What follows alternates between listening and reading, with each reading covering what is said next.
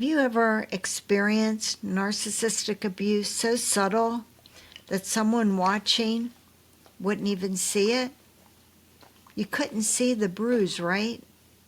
That's because there wasn't one. But you still felt it.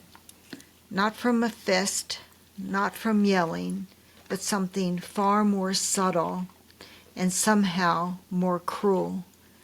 This is what happened to Annie. I'm telling this story for her.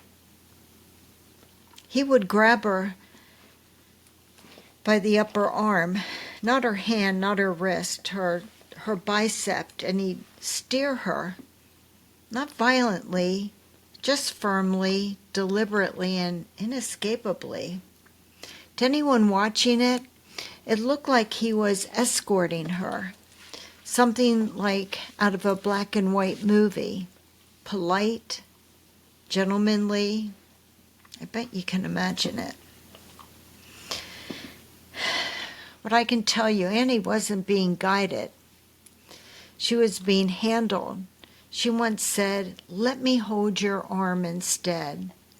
He said, "No, you're safer this way." But what he meant was, you walk when I walk, you stop when I stop. You don't choose the pace, you don't choose the path.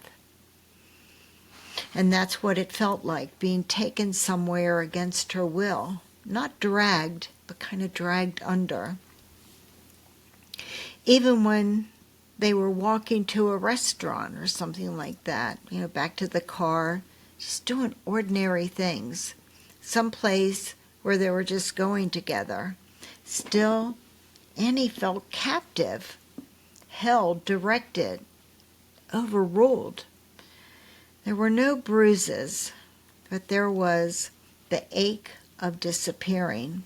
And the worst part is, no one could even see it. There were times Annie didn't see it, at least not for years. Because how do you see, how do you explain pain that's wearing a smile? It's confusing. There was another time, actually one of many, when Annie was on the phone. It was a kind of conversation that a lot of people had in the 70s. Imagine the corded phone, stretched as far as it would go, kind of cradled between her shoulder and her cheek while she was folding laundry. She didn't get many phone calls because her husband didn't like it. But on this day, someone had called her, a really good friend. He didn't storm into the room and tell her to get off the phone. He didn't even raise his voice. He just walked over, calm, smiling, and he took the phone. He said, "How are you?" And he was cheerful. Of course it was uninvited, and he cut right into the conversation as if he belonged there, as if it were his conversation. He was charming and pleasant, and when he handed the phone back to Annie, he said, "You need to get off. I need you to help me over here." And just like that, the moment was over. But the discomfort wasn't. Because it wasn't just the interruption that was so disturbing. It was a message. You don't get a life outside of me. Not even a moment on the telephone. He hadn't raised his voice. He hadn't even been mean. But Annie's body had already gone rigid. Her breath was shortened. Her stomach was clenched. It was the fight or flight response of someone who had been trained to expect punishment. Even when it came in a format like friendly. And her friend on the other end, they thought it was cute. That's the cruelty of subtle abuse. It doesn't leave any proof. It writes no story that anybody's going to believe.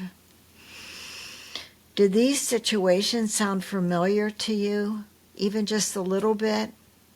If it does, this one's for you. For the one who wasn't dragged or hit or screamed at, but still left every room a little smaller than they entered it.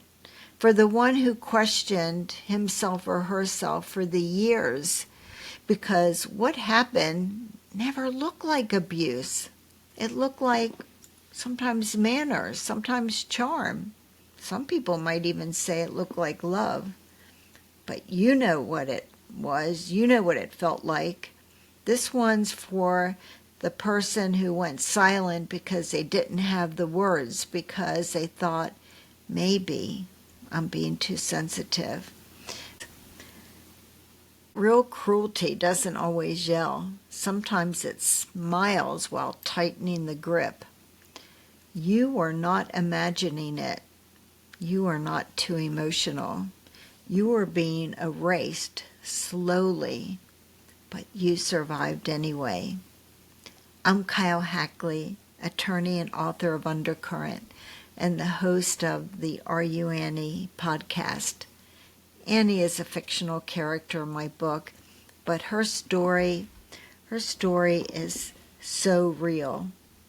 I want you to know that I honor you. I honor your truth. I want you to know that you are stronger than you ever believed.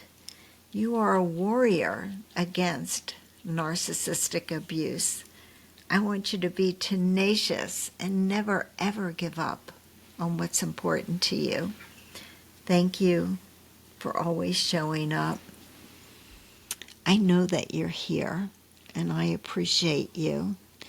And until next time, please take good care of yourself, and I will see you in the next episode. Thank you.